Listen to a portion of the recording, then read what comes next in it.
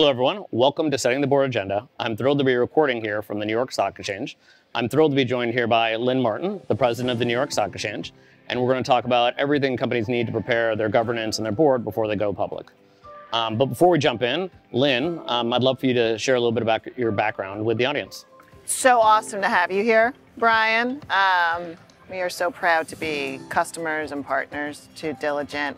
I honestly don't think our boards would be able to function without your amazing software. So thank you for all of the innovation you've created. Well, thrilled to hear that. In this area. So you asked about my background? Yeah, a little bit about you. So I am the 68th president of the New York Stock Exchange, joined 2.5 years ago in this capacity. Just prior to that, I started up and ran the tech and data business for our parent company, ICE. And prior to that, I had a variety of different capacities. Most interestingly, I started my career as a computer programmer. Oh, very cool. Long time ago. Where? What company? At IBM. Oh, very cool. At IBM. Dating myself, I lived through Y2K and the potential challenges with Y2K writing computer code.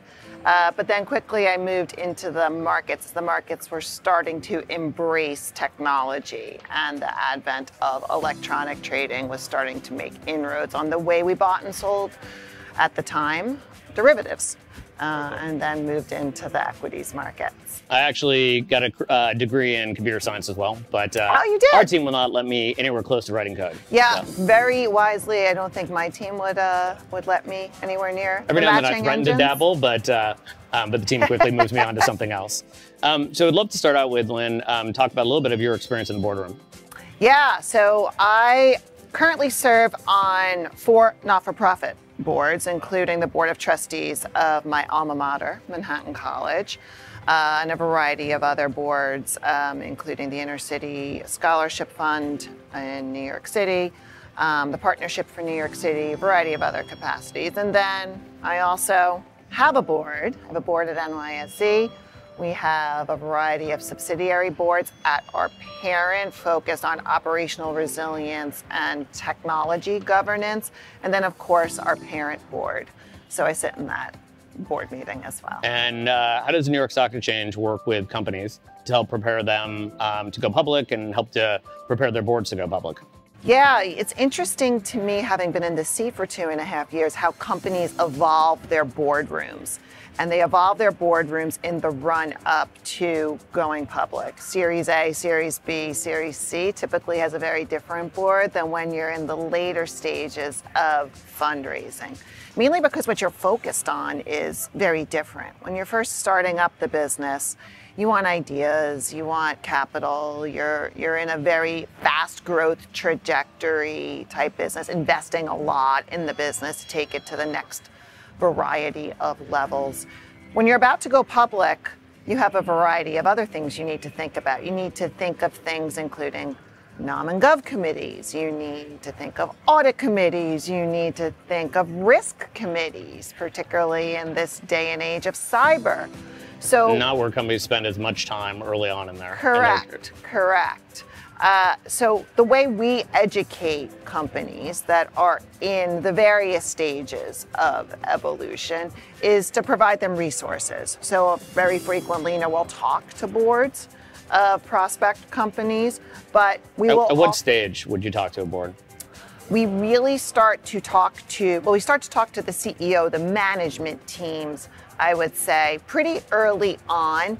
And we are guided by the management team as to when they would like for us to talk to the board. But then as you are approaching the public markets, we have a variety of resources to help you fill out the board, to help you gain additional board members with different disciplines.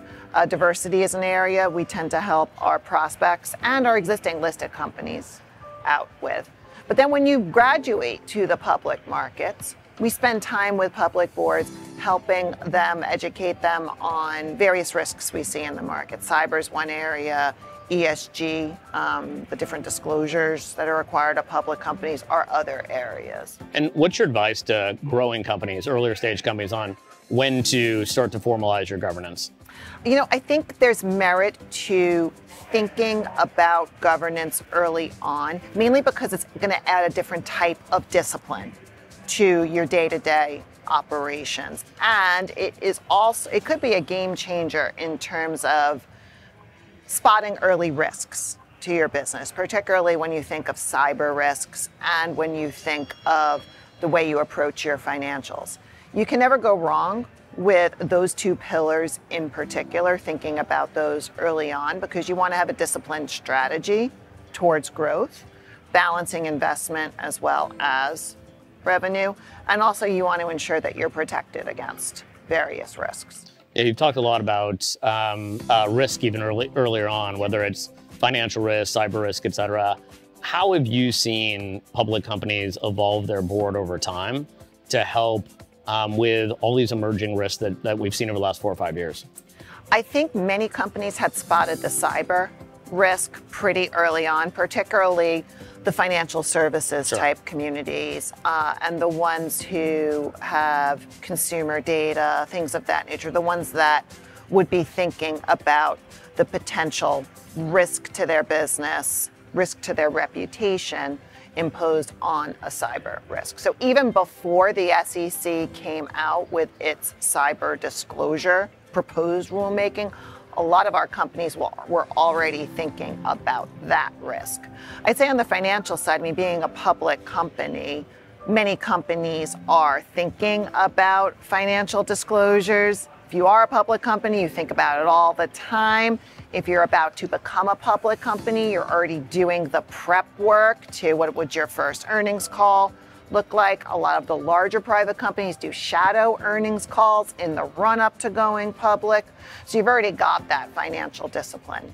That's great. And how do you guys help or coach companies in that process? A lot of times we'll give them feedback, we'll give them resources, we will help them supplement the services that they have already. A lot of times we also share information about what we're seeing in their existing peer group, if they are a public company, or their proposed peer group.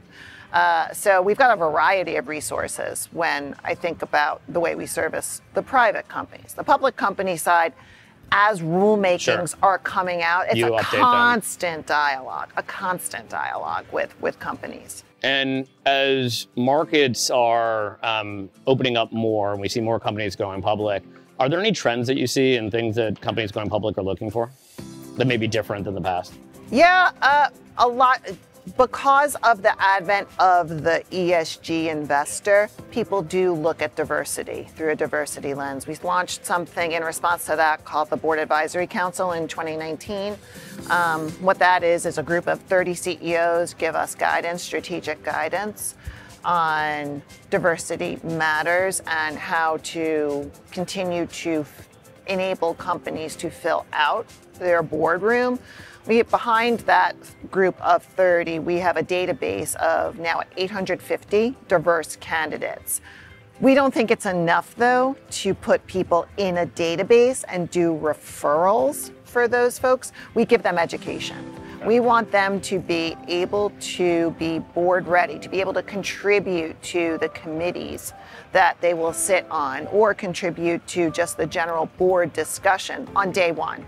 So in the last year, we've focused on training around common board situations such as activist investors, and how to even have that conversation, how to engage that conversation in the boardroom, even if you don't have an activist in your stock. Really, really cool. So if I want to change to a few rapid fire questions. Sure. So first, Lynn, what's the biggest risk you've ever taken?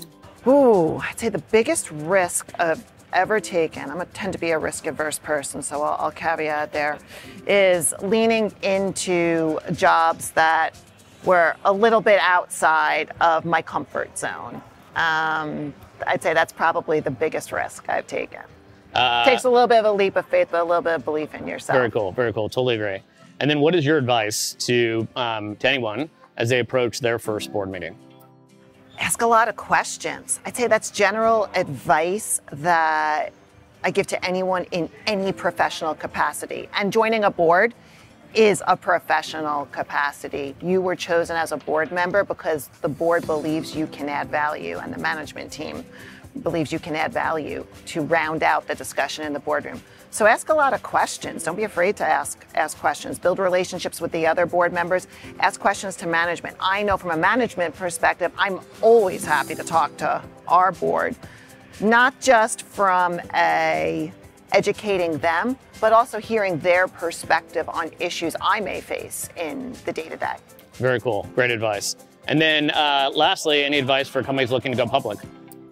Our U.S. capital markets are the greatest in the world. They are the greatest in the world because they have been honed over 232 years.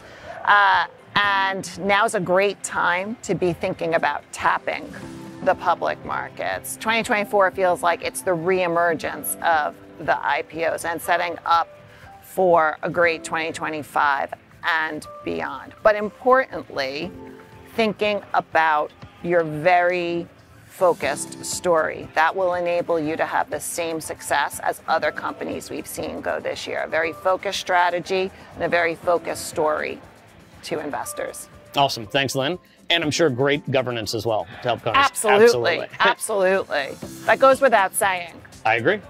Well, here, I want to thank Lynn a ton for allowing us to be here at the New York Stock Exchange and for being my guest here on Setting the Board Agenda. Look forward to joining for a future episode. Thank you, everyone.